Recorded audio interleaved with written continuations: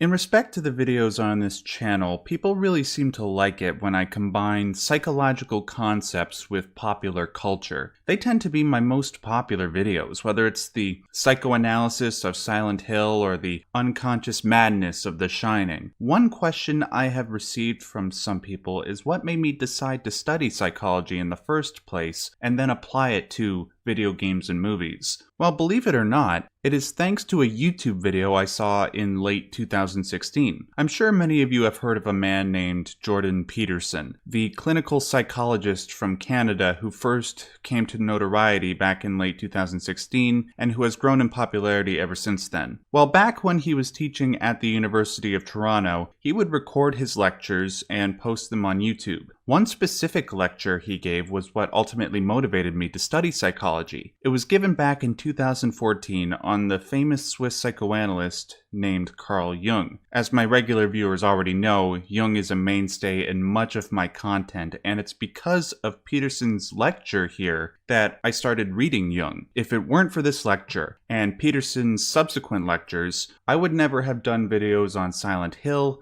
Shadow of the Colossus, The Heart of Darkness, and more. Almost everything that Peterson brought up in this lecture is something I have gone out of my way to study. Almost everything I have studied from that lecture, and from other lectures, has been integrated into my own content.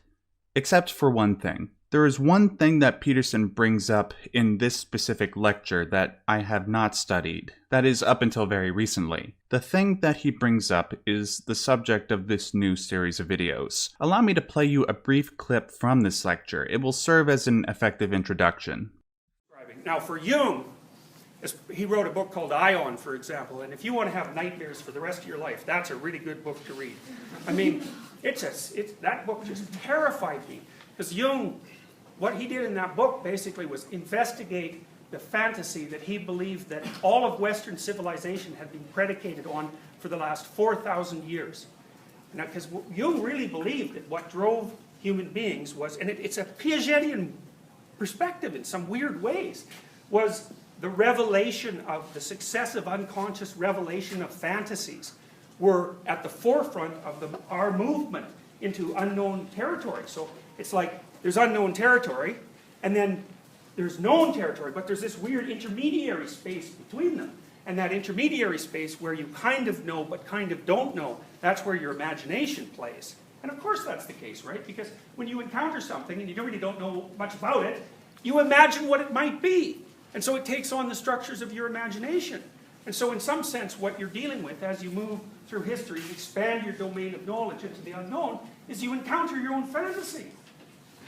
Anyways, if you want to know about that, you could read like volume 9 and 9.1 and 9.2 of Jung. One's called Archetypes of the Collective Unconscious, and the other's called Aion. But like it'll take you a while to crack them. You have to beat your head against those books quite a bit, because what Jung is outlining in some sense is so shocking, it's almost impossible to grasp. Once you get the picture, all of a sudden things flip around because you understand what he's talking about. But before then, man, it's tough going. The one thing about this lecture that has perpetually intrigued me was Peterson's citation of Jung's book called Aion, and how it supposedly would give those who read it nightmares for the rest of their lives. Naturally, upon hearing this fact, Aion was the first book from Jung that I tried to read. I wish somebody could have told me that this would end up being a bad idea, but not because the book gave me nightmares.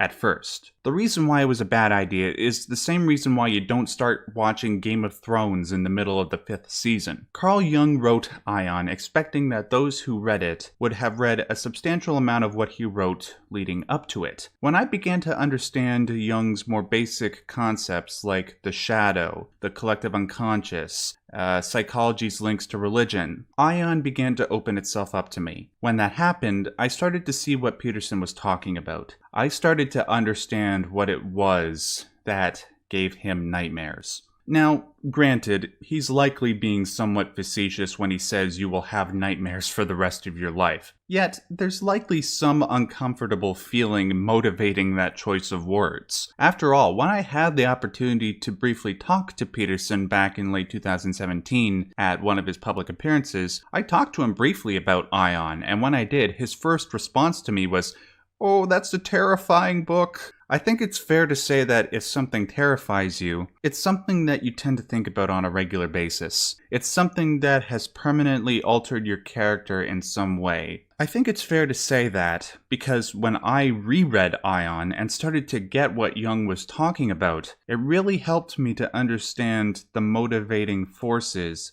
that drive Peterson and his utterances. Much of what he said in his public biblical lectures and his university lectures seems to branch off from the content of this book. With that in mind, I thought it might be useful to explain to people what this book says. My mission with this new series of videos is to go through Aion and do a video for each chapter. I will present the basic message of each chapter, the arguments Jung presents in favor of that message, and how these contents might terrify somebody like Peterson. I believe this will be useful not just to people who are fans of Peterson, but also to people who aren't. By understanding the psychological and metaphysical assumptions that drive somebody like Peterson, one can critique them. We can determine if they have some sort of value or if they have no value whatsoever. My approach to this content will attempt to mirror Jung's approach to his own content. As Jung said in the foreword for this book, he did not write as someone confessing faith, but merely as a physician, a psychologist. As I present the content in this book, I will attempt to present it as an unbiased researcher. Emphasis on the word attempt. I will try not to pass judgment on the validity of the content, but merely present it. That way you can derive your own conclusions. My understanding of this content will be based on my own interpretations, but those interpretations will be aided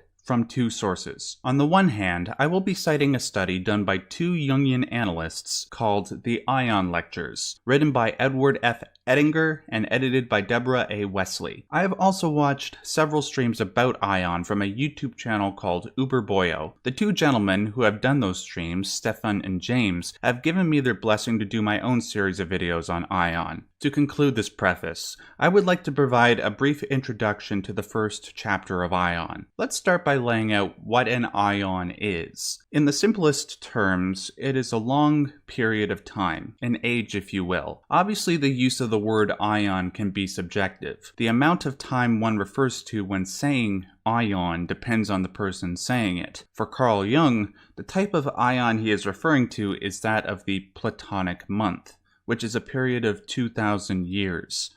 As for what a Platonic month is and why it lasts 2,000 years, here's a diagram to help you. This is from the aforementioned text, the Aion Lectures. What you see here is a basic diagram of the universe. The dot at the center is the sun. The dots orbiting the sun is of course the Earth at different periods of time. The big circle that encompasses all of this are the constellations in the sky. Note the astrological names given to each section of the circle. Note these two dots in the circle representing Earth's orbit. One says 1 AD, and another says 2000 AD. At any time between these 2,000 years, if one were to look at the sun from Earth at the spring equinox, you would see the constellation of Pisces in the sky. At the moment, the constellation in the sky seems to be moving from Pisces to Aquarius.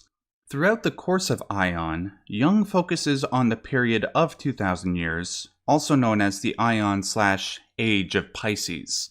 He does this because throughout this period of 2,000 years, there was a serious change going on in the psychology of the Western man, namely, how the symbol of Christ entered the world and defined the age of Pisces as the Christian Aion. Jung investigates why Christianity had such a strong influence on people from a psychological perspective. He investigates a lot of not just Christian, but religious symbology and the forms it emerged in during this age, namely the symbolism of Christ as the fish, and how that coincides with the age of Pisces, which is also symbolized by fish. Before we get to any of that, however, it is necessary to understand how Jung conceptualized the human mind. He does this for the first 4 chapters. It is only around chapter 5 that things become, as Peterson would say, terrifying. Once one understands what the ego, the shadow, the syzygy, and the self are, the contents of Aion open up. In the next video, we will start with the ego.